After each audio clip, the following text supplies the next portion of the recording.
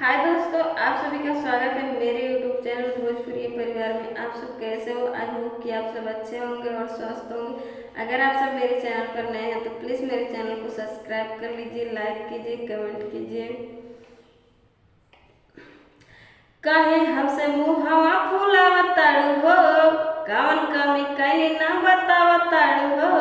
कहे हमसे मुहवा फुलावताड़ू हो, कवन कमी कहीं ना बतावताड़ू हो। दूर हटी भीड़ जानी आई राजा जी, हमके न जाल में फंसाई राजा जी। चीना लाई तबे घुंघुटा उठाई राजा जी, चीना लाई तबे घुंघुटा उठाई राजा जी, चीना लाई तबे घुंघुटा उठाई राजा जी। पाँव पे जनिया सोनार से गढ़वानी, टीका मन टीका लीलार के ले आईनी। पाँव पे जनिया सोनार से गढ़वानी, टीका मन टीका लीलार के ले आईनी।